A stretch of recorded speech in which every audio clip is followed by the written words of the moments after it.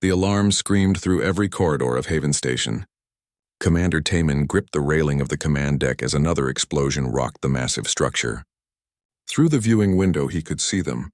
Hundreds of Vrax warships, their dark hulls glinting with weapon fire as they tore through the Coalition defense fleet like wolves through sheep. Shields at 20%, Lieutenant Jiho shouted over the chaos.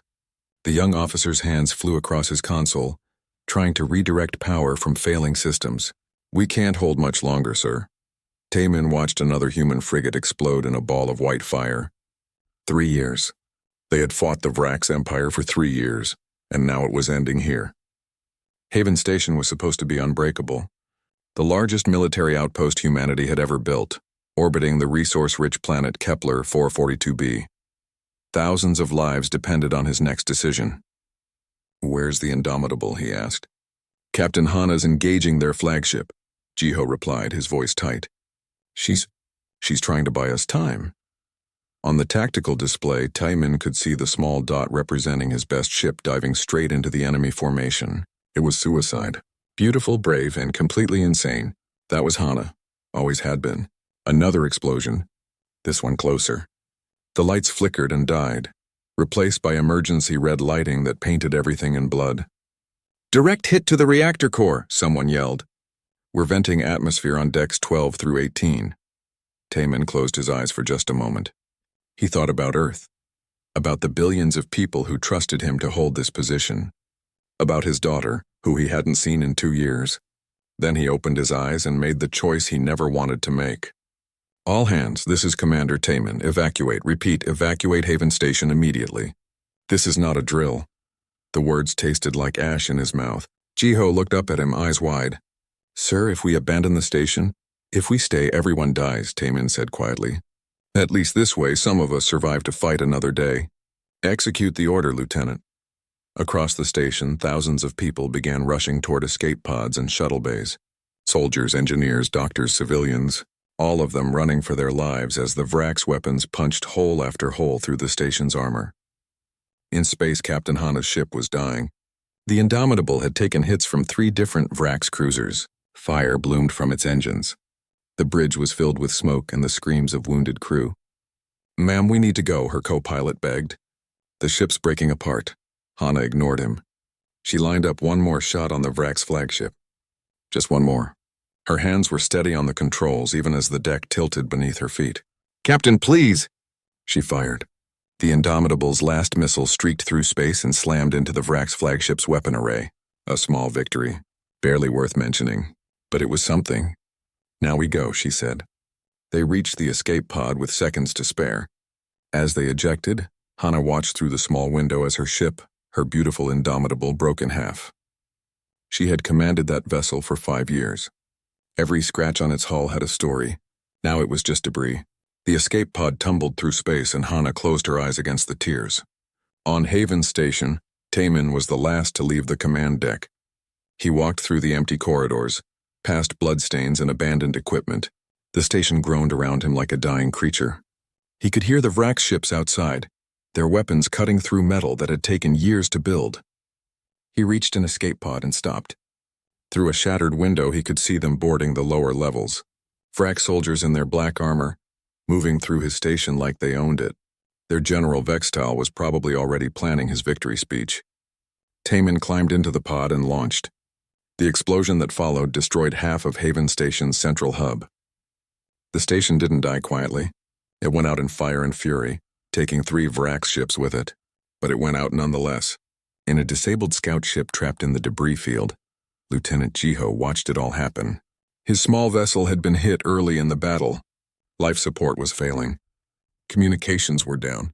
He was alone, drifting among the wreckage of humanity's greatest outpost, watching the Vrax celebrate. And they were celebrating. Through his damaged sensors, Jiho could see them, Vrax ships circling the ruins, their crews broadcasting victory messages across every frequency. They were laughing. Actually laughing at humanity's defeat. General Vextal's face appeared on every coalition channel. The Vrax leader was tall and scaled, with eyes like a predator. When he spoke, his voice carried the weight of absolute confidence. "Humans of the coalition," he said. "Your Haven Station is destroyed. Your fleet is scattered. Your soldiers are dead or fleeing. You have fought bravely, but you are finished. The Vrax Empire has broken your strongest defense. Surrender now and we will be merciful. Continue to fight and we will crush every world you hold dear. The message repeated, over and over. A hammer blow to human morale across the galaxy. Jiho floated in his damaged ship, barely breathing. His console was mostly dark, but one light still blinked. An incoming transmission. He almost ignored it. What was the point? They had lost. But something made him reach out and open the channel. Static. Then a voice. Calm, clear, and coming from Earth, one word. Incoming! Jiho's heart began to beat faster. He pulled himself to the sensor array, desperately trying to make it work. His fingers flew across cracked keys. The display flickered, died, flickered again. Then it showed him something impossible. A single contact. Moving fast, very fast. Coming from a trajectory that should have been empty space. The kind of trajectory only special forces used. The kind that didn't show up on normal scans. Someone was coming. Jiho wanted to laugh. Wanted to cry. Instead, he just watched that single dot moving through space toward the ruins of Haven Station. Toward the celebrating Vrax fleet. Outside, the Vrax were still broadcasting their victory. They had already started salvaging the station, pulling useful technology from the wreckage. They were building their own base on the ruins, a monument to humanity's defeat. They thought it was over. Jiho looked at that single dot on his sensors and whispered into the empty ship. They have no idea what's coming. In the debris field, something moved. A piece of wreckage that wasn't wreckage at all. A pod with its markings scratched off, drifting silent and cold among the dead ships. Inside, someone waited in the dark, watching the enemy celebrate. The Vrax had won the battle. They had destroyed Haven Station. They had scattered the human fleet and killed thousands of coalition soldiers. But they had made one terrible mistake. They had celebrated too early. Because humanity doesn't surrender. Humanity doesn't break, and when you knock humanity down, you had better make sure they can't get back up. The lone pod drifted closer to the station. Inside in the darkness, a single human opened their eyes. The war was far from over. It was just beginning. 2 days had passed since Haven Station fell. The Vrax Empire had moved in like they owned the place. Their ships circled the wreckage, and their soldiers walked through the ruins with confidence. They were building something new from the bones of humanity's defeat. A forward base, a launching point for their next attack. Deep in the twisted metal of what used to be the station's marine quarters, Corporal Daewon pressed himself against a wall and waited. He had been hiding here since the battle ended. Surviving on emergency rations and recycled water, his armor was damaged and he had a nasty cut across his ribs, but he was alive. And he was angry. Through a crack in the wall, he watched 3 Vrax soldiers pass by. They were talking in their harsh language, probably joking about the weak humans they had defeated. Daewon's hand tightened on his rifle. 3 shots. That's all it would take. But 3 shots would bring 100 more. Not yet. He needed to be smart. The Vrax moved on and Daewon slipped out of his hiding place. He moved through the corridors like a ghost, using paths only someone who had lived here would know. Service tunnels, maintenance shafts, places the Vrax hadn't fully explored yet. He reached his target, a Vrax supply depot they had set up in what used to be the station's cafeteria. Guards stood outside, but the back entrance was unwatched, sloppy. The Vrax thought they had already won, so they were getting careless. Daewon planted 3 charges on the power conduits and set the timer for 30 minutes. Then he disappeared back into the walls. In another section of the ruined station, Warrant Officer Sumi sat in a sealed compartment with nothing but emergency lights and failing air. She had been trapped here when the bulkhead doors came down during the evacuation. Her oxygen would last maybe another day. Maybe.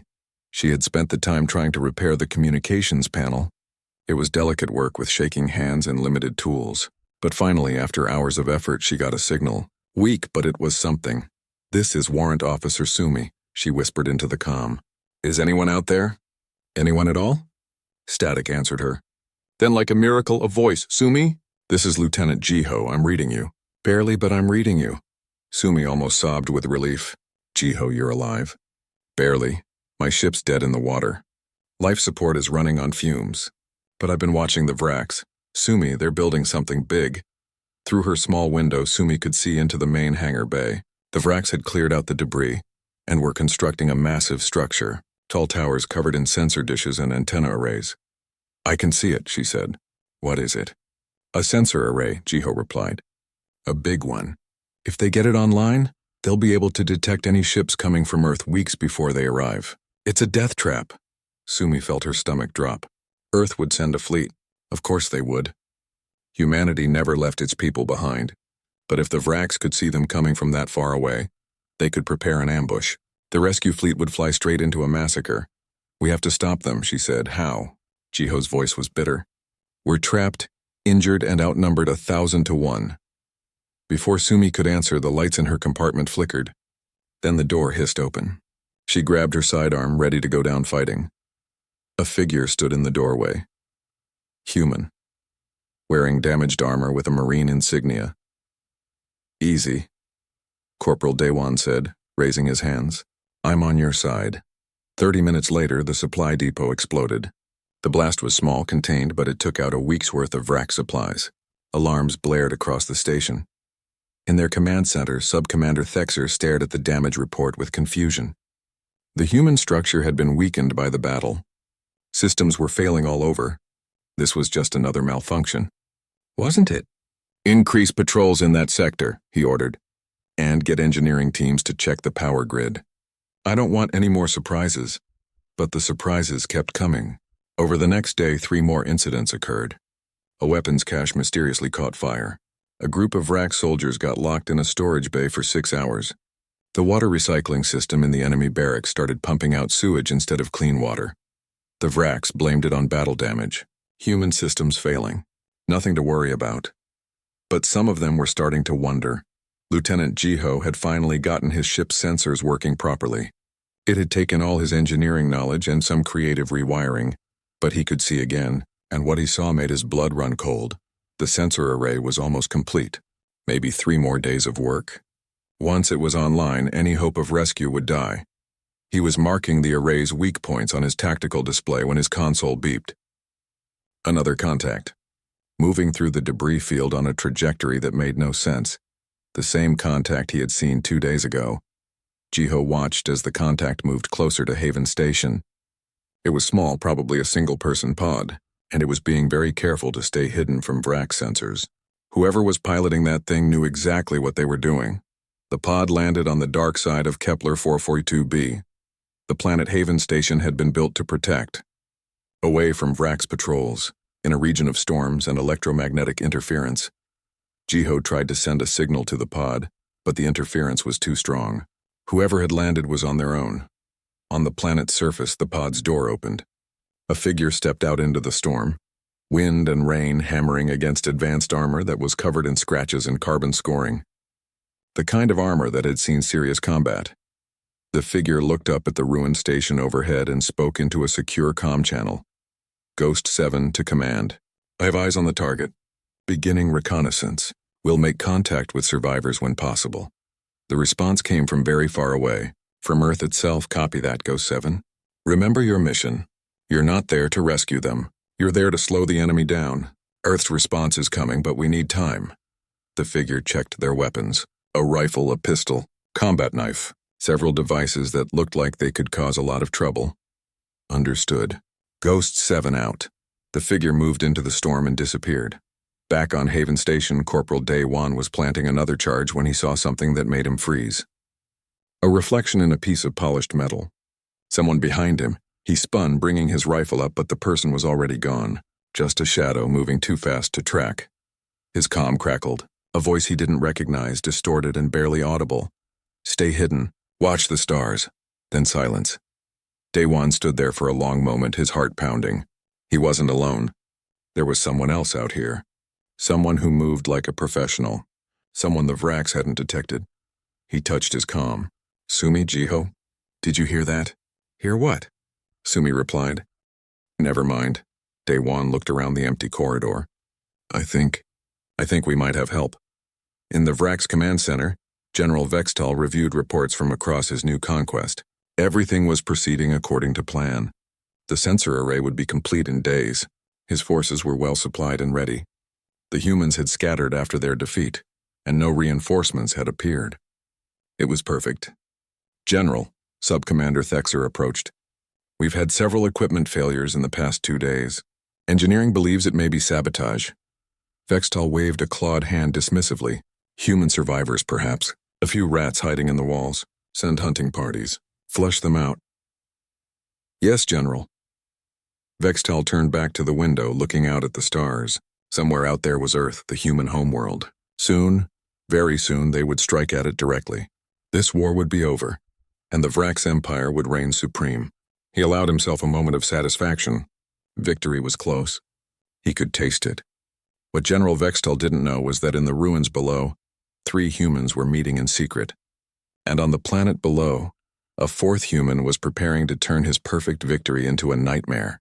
The Vrax celebrated their conquest. They built their base. They made their plans. But in the shadows, humanity was watching, waiting, planning. The ghost had arrived, and soon the hunters would become the hunted. Master Sergeant Quan moved through the storm like he was part of it. Rain hammered against his armor, and wind strong enough to knock over a normal person barely made him adjust his stride. He had trained in worse. Much worse. The planet Kepler 442b was hostile to human life. The storms were constant. The atmosphere was thin, and the temperature dropped to freezing at night. Perfect. The Vrax hated this kind of environment. They would avoid the surface except for necessary patrols. That gave him room to work.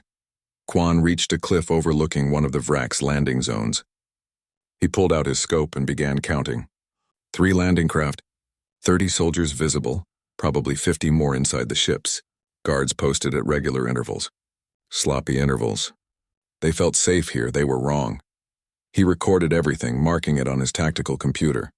Then he moved on, ghosting from position to position, building a complete picture of enemy deployments. This was what he had been trained for. Phantom Protocol, the program that didn't officially exist. When humanity first encountered hostile aliens, the military had asked a simple question. What if we lose? What if the enemy takes our stations, our ships, our worlds? What then? The answer was Phantom Protocol. Small teams of elite soldiers trained to operate alone behind enemy lines, to survive when everything else had fallen, to fight when there was no support, no backup, no hope. Quan had volunteered 10 years ago. The training had nearly killed him. 3 times. But he had passed, and now he was one of only 20 Phantom operatives in the entire human military.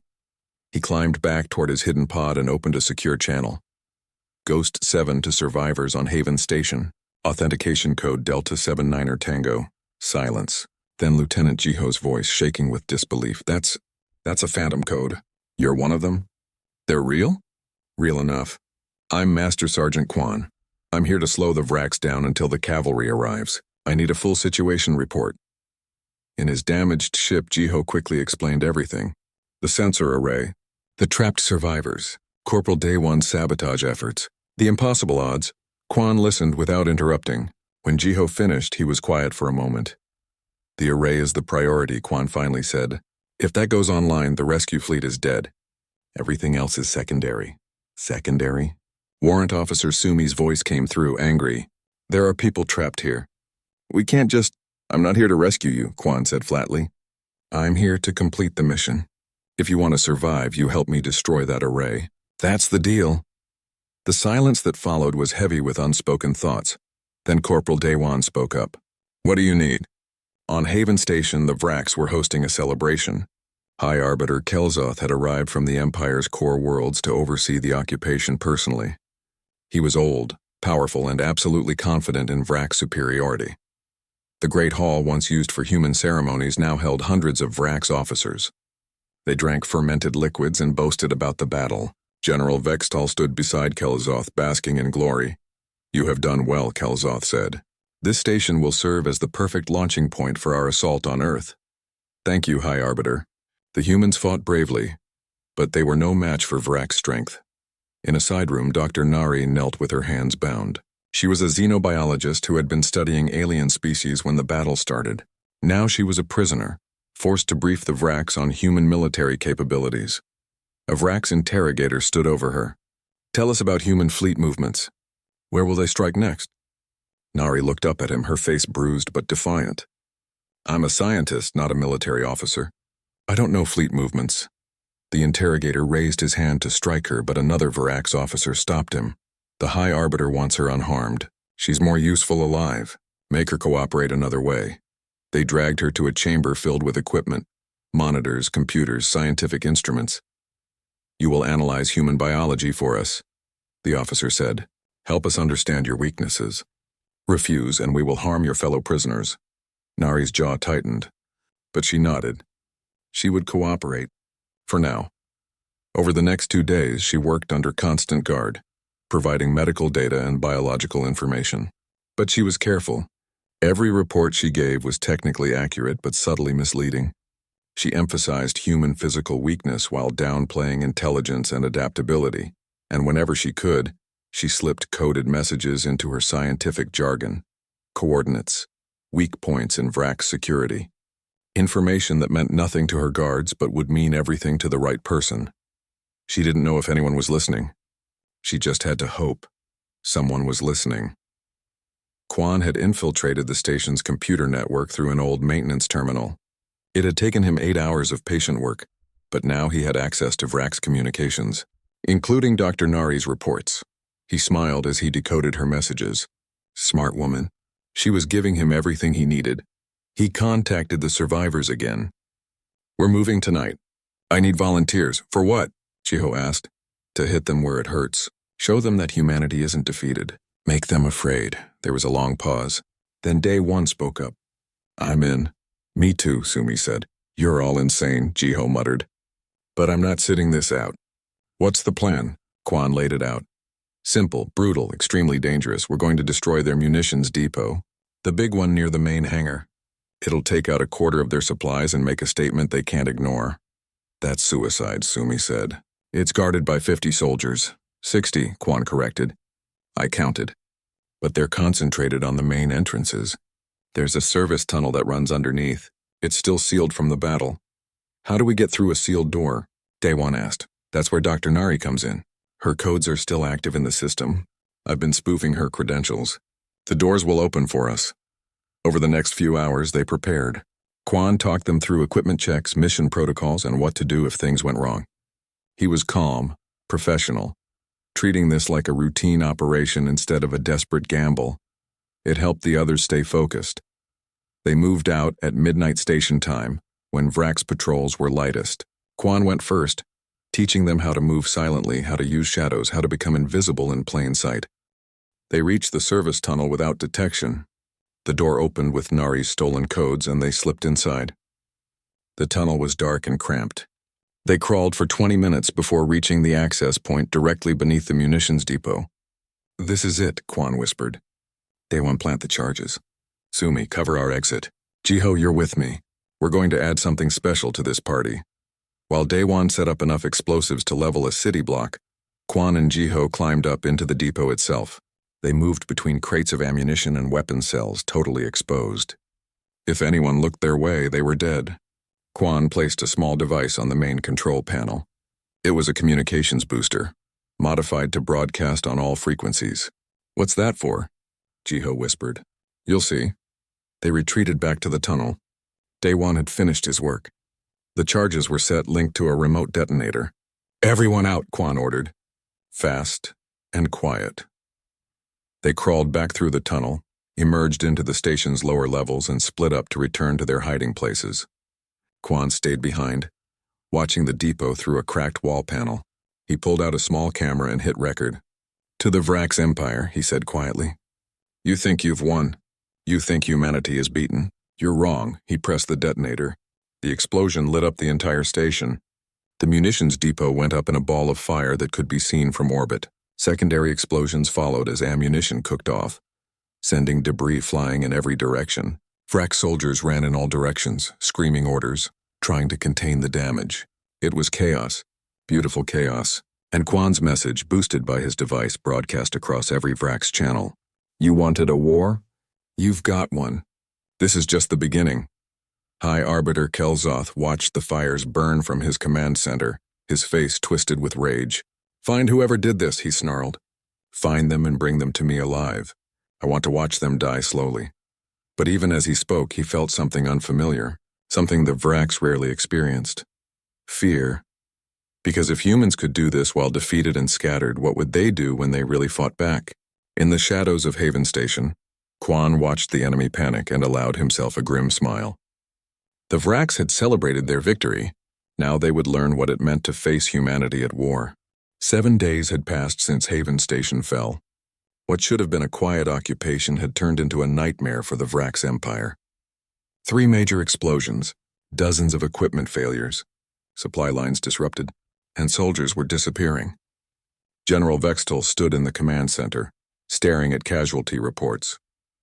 23 dead, 41 wounded, and they still hadn't caught a single attacker. It's impossible, Subcommander Thexer said. We have thousands of troops. They have maybe a handful of survivors. How are they doing this? Because we underestimated them. High Arbiter Kelzoth said coldly. We thought victory meant the war was over. We were wrong. General, I'm taking direct command of this operation. We will crush this resistance completely. Vextal bowed his head, hiding his anger. As you command, High Arbiter. Double all patrols. Seal off every access tunnel. Use sensor sweeps to find them. I want these humans dead by tomorrow. Across the station, the Vraks began their hunt. They moved in force now, squads of 10 or more, checking every corridor and compartment. They set up checkpoints and sensor grids. The net was tightening. In a hidden alcove deep in the station's maintenance section, Quan gathered with the survivors. There were 7 of them now. Daewon and Sumi had found 3 more humans hiding in the wreckage. 2 engineers named Jun and Minho, and a medical officer named Yuna. They're getting serious, Quan said, showing them the patrol routes on his tactical display. We've hurt them enough that they're scared. That's good and bad. Good because scared people make mistakes. Bad because they're going to come at us with everything they have. Can we keep evading them? Jiho asked. For a while. But that's not the mission. The mission is the sensor array. They all looked at the display showing the massive structure in the main hangar. It was nearly complete. Maybe 2 more days of work. Once that thing goes online, Earth's fleet is walking into a trap, Quan continued. We have to destroy it. No matter what. How? Sumi asked. It's in the most heavily guarded section of the station. We create a distraction, draw their forces away from the array, then hit it with everything we have. What kind of distraction? Daewon asked, though he already knew he wasn't going to like the answer.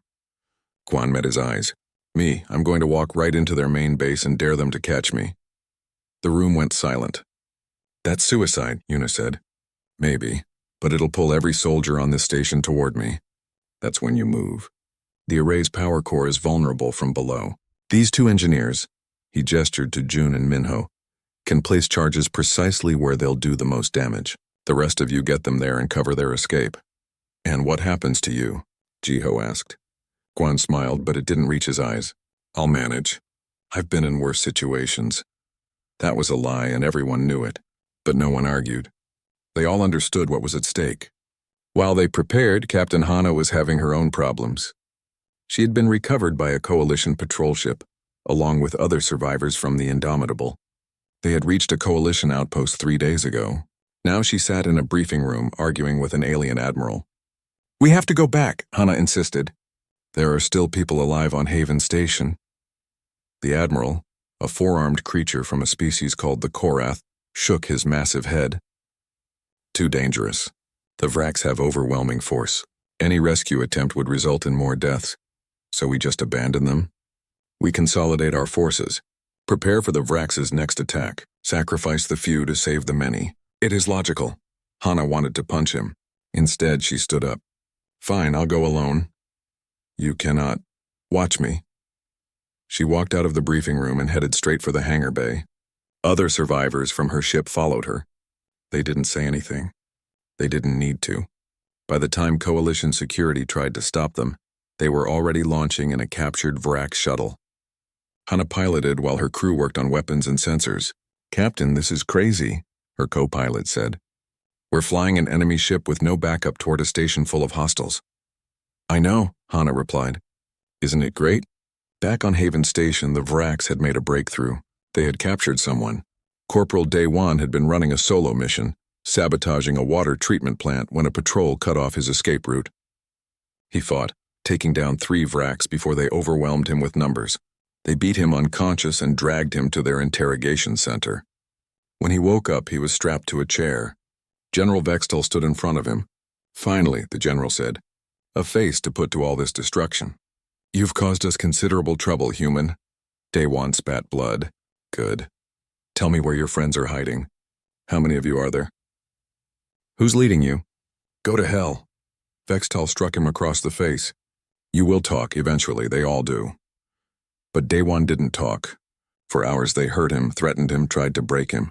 He just stared at them with defiant eyes and said nothing. In another part of the station, Dr. Nari heard about the capture. She had to do something, but what? She was watched constantly, never alone, never free. Then she realized. She didn't need to be free. She just needed to be clever. During her next report to the VRAC science officer, she mentioned something interesting. The human you captured might have useful information, but you need to be careful.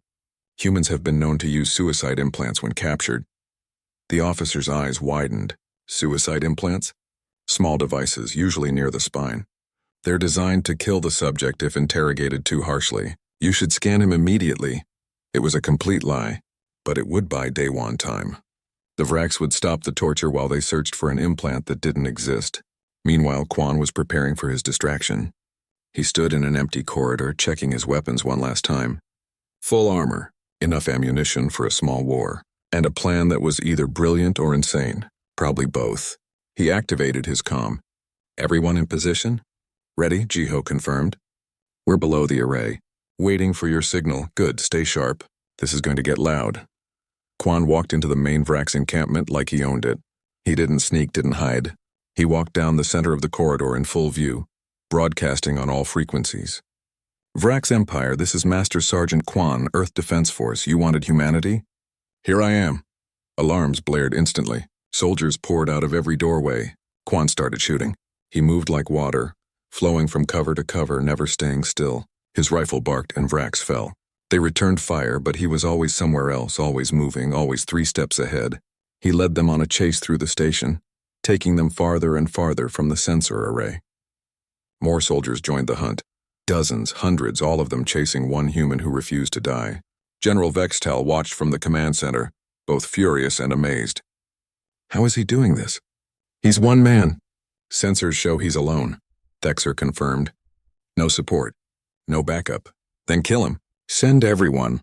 As they did, beneath the sensor array, Jiho's team moved. The engineers placed charges with surgical precision while the others stood guard. It took 20 minutes that felt like 20 hours. Done, June finally said. We're done. Then let's get out of here, Sumi ordered. They ran. Above them, Quan was running out of ammunition and options. He had led the VRACs on a chase across half the station, but there were too many of them. Eventually, they would corner him. A blast caught his shoulder, spinning him around. He fell, rolled, came up shooting, but his rifle clicked empty. He dropped it and drew his pistol. Keep moving. Keep fighting.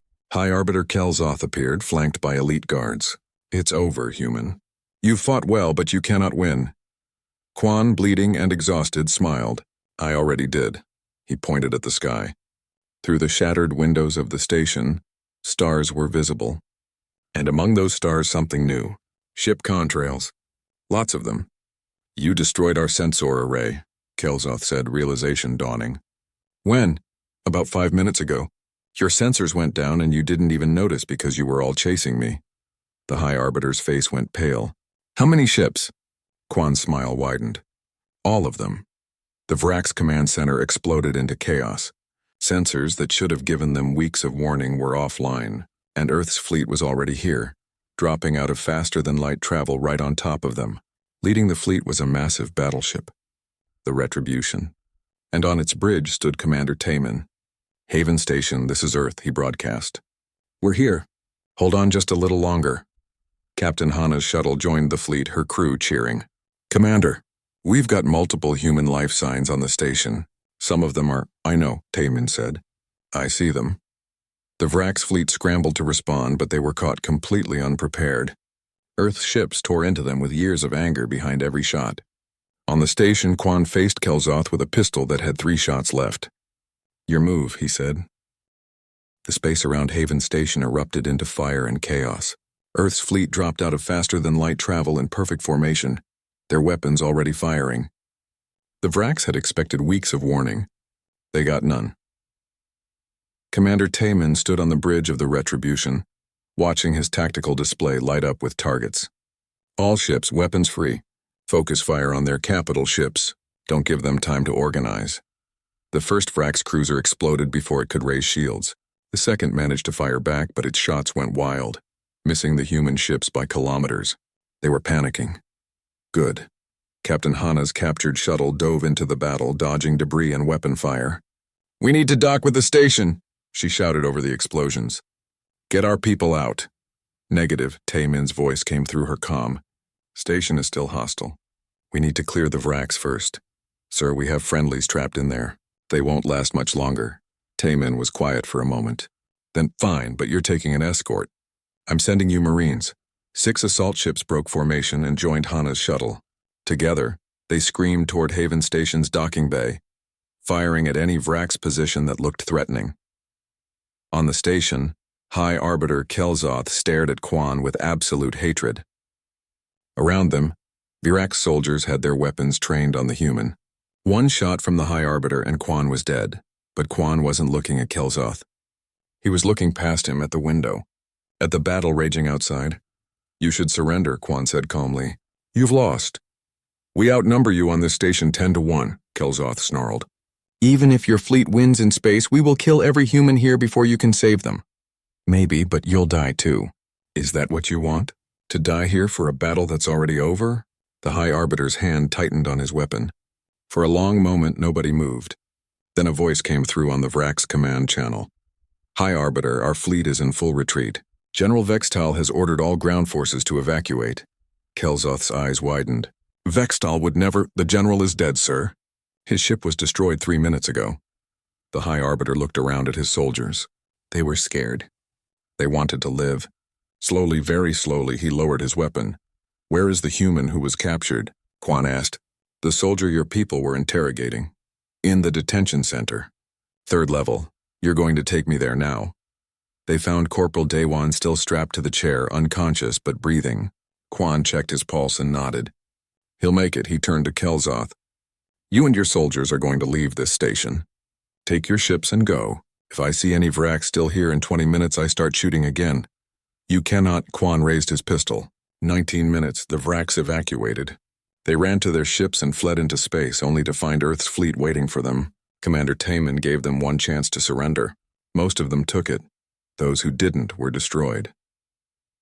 Lieutenant Jiho watched from his damaged scout ship as the last Vrax vessel jumped away. It was over. Actually over. He started laughing, then crying, then laughing again. Warrant Officer Sumi's voice came through his comm. "Jiho, are you okay?" "We did it," he said. "We actually did it." "No," a new voice said. "Master Sergeant Quan, you did it, all of you. I just showed up at the end." "That's not true, sir." "You— Shut up and accept the compliment, Lieutenant." "That's an order," Jiho smiled. "Yes, sir." The Retribution docked with Haven Station and Marines poured through the corridors, securing sections and rescuing trapped personnel. Commander Taemin walked through the ruins of his station, seeing the damage with his own eyes. It hurt. Every burned wall, every broken corridor, every body they found. But they had saved it. Barely, but they had saved it.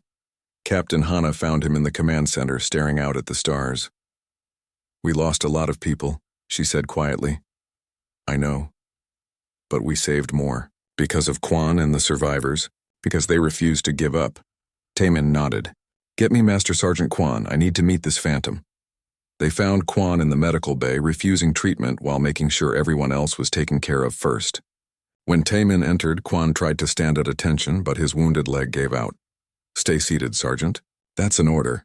"Sir, I need to report. You need to rest. Your mission is complete. You delayed the enemy, destroyed their strategic asset, and kept our people alive. Mission accomplished." Quan looked uncomfortable with the praise. "I had help, sir. A lot of help, I know. I'm meeting with all of them. But you led them. You gave them hope when everything was lost." Over the next few hours, Taemin met with each survivor personally. He thanked them. He listened to their stories. He made sure they knew that their sacrifice mattered. When he got to Dr. Nari, she was treating wounded soldiers in an improvised medical bay. "Doctor, you should be resting." "People need help, Commander. I can rest later. I read your reports." How you fed information to our forces. How you bought time for Corporal Dewan. Nari shrugged. I'm a scientist. I used what I had, knowledge. You used more than that. You used courage. Later, on the observation deck that had been partially repaired, Lieutenant Jiho stood looking out at the fleet. Ships from Earth, from the Coalition, even some from neutral species who had heard what happened and come to help. Commander Taman joined him. Quite a sight, isn't it? Yes, sir. I never thought I'd see Haven Station alive again. Neither did I. But that's humanity for you. We don't know when to quit.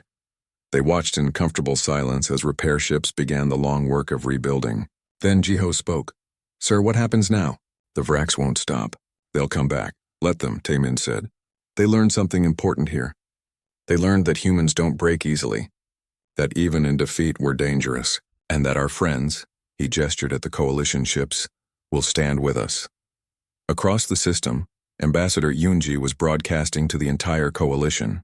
She stood on the bridge of a Coalition flagship, her image being transmitted to millions of worlds. 7 days ago, Haven Station fell, she said. The Vraks thought they had defeated us.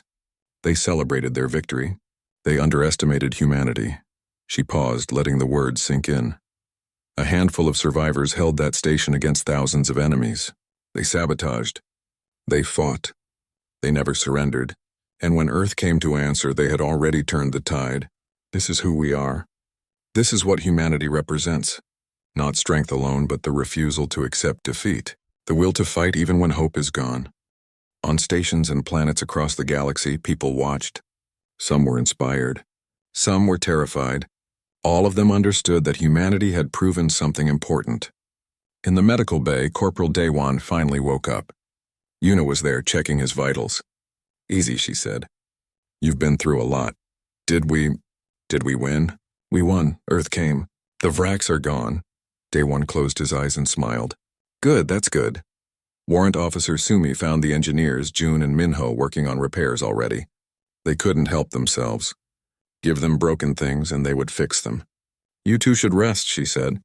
Can't, June replied. Too much work to do. The station will still be here tomorrow. So will we. Might as well get started. She shook her head and smiled. Humans. Give them a disaster and they would rebuild. Give them defeat and they would find victory. Give them impossible odds and they would find a way. Captain Hana stood in the hangar bay, looking at what was left of her ship. The Indomitable was scrap. But they would build another. They always did. Her co-pilot approached. Captain, Command wants you back on Earth for debriefing. Tell them I'm staying. Haven Station needs good pilots, and I know this place better than anyone. They won't like that. They'll deal with it. Master Sergeant Kwan sat alone in a small room, writing his after-action report. It was long, detailed, and gave credit to everyone who had helped. He mentioned Jiho's tactical brilliance, Daewon's courage, Sumi's determination, Dr. Nari's intelligence, the engineer's skill. He barely mentioned himself. When Commander Taman read it later, he would add a note. Master Sergeant Kwan's modesty is noted but insufficient to hide his exceptional leadership. Recommend him for the Coalition Star of Valor. 3 days after the battle, they held a memorial service. For the ships that were lost, for the soldiers who died, for everyone who had fought and fallen defending Haven Station. Commander Taman spoke. Captain Hana spoke. Even some of the Coalition allies spoke, praising human courage. Then Lieutenant Jiho stepped forward. He was young, barely out of the academy, but he had earned the right to speak. I watched this station fall, he said. I watched our fleet scatter. I watched the enemy celebrate their victory. And I thought it was over. I thought we had lost everything. He looked out at the crowd of survivors and soldiers. But I was wrong. Because even in defeat, humans don't stop fighting. We adapt, we endure. We find a way. The Vraks celebrated too early. They thought destroying our station meant destroying our spirit. They were wrong. He raised his fist. Let them celebrate their victories. Let them think they've won. Because when they do, when they get comfortable, when they let their guard down, that's when humanity strikes back. That's when they learn what it really means to fight us. The crowd erupted in cheers. Later, on the repaired observation deck, Commander Taman stood with Captain Hana looking out at the stars. The repairs would take months. Rebuilding the fleet would take longer. But they would do it. You know they'll come back, Hannah said. I know. And we'll be ready. We'll be more than ready. We'll be waiting. They stood in comfortable silence, watching ships come and go. Earth's ships. Coalition ships. Friends and allies coming together because humanity had shown them something important. That no matter how dark things get, no matter how impossible the odds, humans will always find a way to fight back. Taman smiled. You know what the Vraks learned here? What? Never celebrate victory until the humans are actually defeated. And maybe not even then, Hannah laughed, because humans don't know when to quit. Exactly. Somewhere in the debris field, a single piece of wreckage floated past. On it, someone had painted words in human script. Haven Station. Never defeated, never forgotten. The war was far from over. More battles would come. More blood would be spilled. But Haven Station stood, and humanity stood with it. Let the Vraks come. Let them bring their fleets and their weapons and their confidence. They would learn, as all of humanity's enemies learned eventually, that you can knock humans down. You can hurt them. You can make them bleed. But you can never ever make them quit.